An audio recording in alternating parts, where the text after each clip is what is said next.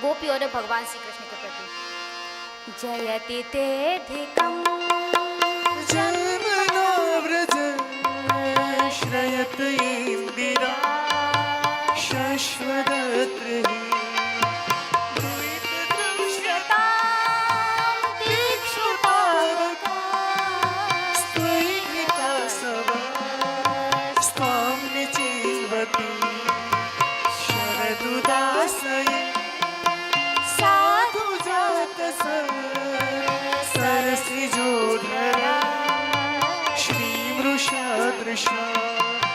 सुरतनाथ ते सुलकदासिका वरदनीन तो रेह किंवद जयति तेधिकं जन्मना व्रज श्रयत इंदिरा शश्वदत्रहि। गोपियों ने स्तुति की जैसे आवाहन किया, जैसे किसी भी कथा की शुरुआत जो होती है वो जय से ही होती है। किसी परमात्मा की जय करके तो जय से शुरुआत की और फिर कहती हैं कि आप हमको ऐसे छोड़कर कैसे चलेगा। आप क्या सोचते हैं कि ऐसे मारने से, वध करने से, तलवार से या किसी से वध करने से एक वध होता है। आप तो नेह किम वध, आप तो आंखों से ही मार दिए प्रभु, आपने तो नेह से ही मार दिया। अब हम क्या करें, हम तो आपके लिए यहाँ पर हैं। हम जानते हैं कि आप साधारण नहीं हैं, आप यदुकुल का गौरव बढ़ाने के लिए इस ब्रज में उत्पन्न हुए। आप तो साक्षात ईश्वर है, आप परमात्मा तत्व है और यदुकुल का गौरव बढ़ाने के लिए इसमें आए हैं। सुरतनाथ ते शुल्क दासिका, हम आपके बिना शुल्क की दासी है। हम दासी है, हमने कोई आपसे शुल्क नहीं लिया, बिना शुल्क की दासी है। या फिर यूँ कहो शुल्क दासिका, हमको आपने दासी के रूप में रख लिया और जब शुल्क देने का नंबर आया तो चले गए, भाग गए।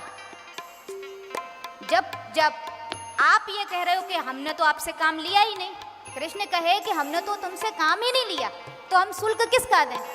तो गोपियाँ कहती हैं तो ये तुम्हारी मैटर है ना, तुमने हमसे काम लिया क्यों नहीं, हम तो तैयार बैठे थे, हम तुम्हारे लिए काम करने के लिए दिन रात तैयार थे, पर आपने हमसे काम लिया ही नहीं और अब 2 महीने 2.5 महीने किसी को आप पेमेंट पर रखो और फिर उससे काम लेना भूल जाओ और फिर वो जब आपसे पेमेंट मांगने आए तो आप कहोगे अरे इससे तो काम लिया नहीं, पर पेमेंट तो देनी पड़ेगी।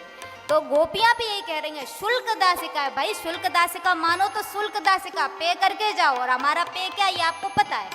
सुरतनाथ ते शुल्क दासिका वरदनीन तो नेह किंवद जयति तेधिकं जन्मना व्रज श्रयत इंदिरा शश्वदत्रहि। न खलु गोपिका नन्दनो भवान् अखिल देहिनामन्तरात्मधृ विखन सार्थितो नेह किंवद सखौ देवा सात्वतां कुले जयति तेधिकं जन्मना व्रज श्रयत इंदिरा शश्वदत्रहि। न खलु गोपिका, आप ये सोच रहे हो कि आप यशोदा के पुत्र हो, एक गोपी के पुत्र हो या नंद के पुत्र हो। हम जानते हैं न खलु गोपिका, ना आप गोपी के पुत्र हो, ना नंदनो भवा। ये ना जो है वो पूरे पे है, गोपी पे भी है, नंद पे भी है। जब हम गणित करते हैं ना तो क्या बोलते हैं उसको, क्रॉन्स के अंदर, कोष्ठक के अंदर सूत्र को रख देते हैं और आगे जो चिन्ह लगाते हैं ना वो सारे सूत्र पे लागू पड़ता है। तो नखलु गोपिका का जो ना है ना वो सब पे लागू पड़ रहा है, ना नंदनो भवा ना नखलु गोपिका। आप गोपी के अकेले पुत्र नहीं हो, हम जानते हैं। आप क्या सोच रहे हो, एक यशोदा के पुत्र के पीछे हम ऐसे भागेंगे, या वो ये सोचे यशोदा के मेरे पुत्र के पीछे भाग रहे हो। प्रभु हम जानते हैं आप गोपी के अकेले पुत्र नहीं हो, आप कौन हो इस बात को हम जानते हैं।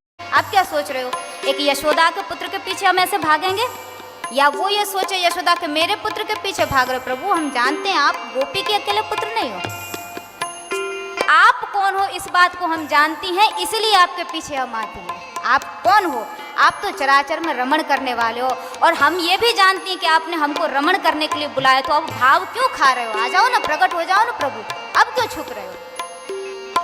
आप सब जानते हैं, हम आपके स्वरूप को जानते हैं, आप भी हमारे स्वरूप को, आपको भी पता है कि हम जाने वाली नहीं है, ये आप जानते हो, आप भी समझते हो कि हम जाने वाली नहीं है, हम भी जानते हैं कि आप हमें छोड़ करके गए हो, आपको भी लौट के आना पड़ेगा, तो फिर ये मान लीला किस बात की? अब प्रकट हो जाओ ना। ठीक है, हमारी भूल हुई, लेकिन अब प्रकट हो जाओ। आपस में इस तरीके से चर्चा कर रही है, विचारों में शब्द होंगे कि नहीं होंगे, सुखदेव जी ने शब्द दिए या व्यास जी ने शब्द दिए वो पता नहीं है। जब आंसुओं की धारा बहती है तो शब्द बोलने का किसी के पास समय रहता है क्या? ये भगवान भी विप्रलंब दिखाना चाहते थे कि क्या होता है। संयोग तो खूब देखा था, लेकिन विप्रलंब नहीं देखा था। अभी वियोग श्रृंगार का दर्शन नहीं हुआ था ना भागवत जी में, तो वो वियोग श्रृंगार दिखाने के लिए भगवान ने छोटी सी लीला कर दी कि वियोग को भी समझो। श्रृंगार सिर्फ संयोग नहीं है, श्रृंगार में वियोग रस भी बहुत उतना ही महत्व का है।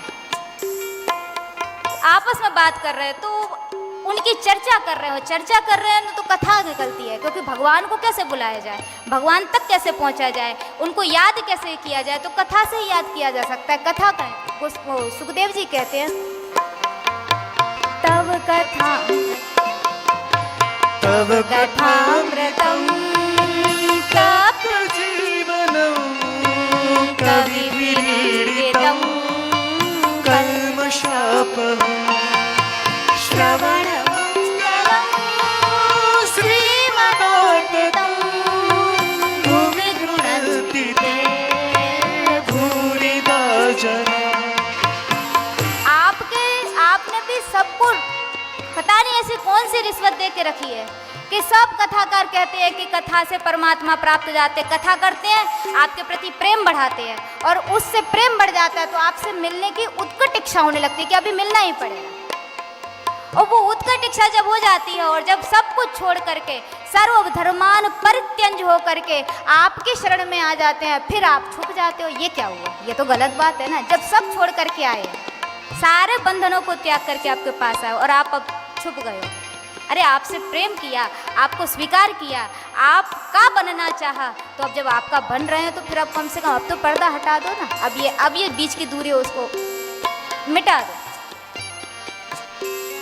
जब इस तरीके से स्तुति की या जो भी को गीत गाया या जो भी को भावना व्यक्त करी, विचार व्यक्त किए या अंतरात्मा में जो भी कुछ बोले हैं, अंत में परमात्मा प्रकट होते हैं और फिर गोपियों के साथ में जो लीला करते हैं उसको रास लीला कहते हैं। और जैसा रास है हमको यहाँ पर बताना नहीं पड़ेगा, गुजरात में रास करना सबको आता है, यहाँ सब अच्छे से रास करना जानते हैं। जरा सा किसी ने गाया नहीं कि तुरंत खड़े होकर रास के लिए, तो फिर जो लीला हुई उसको रास लीला कहते हैं।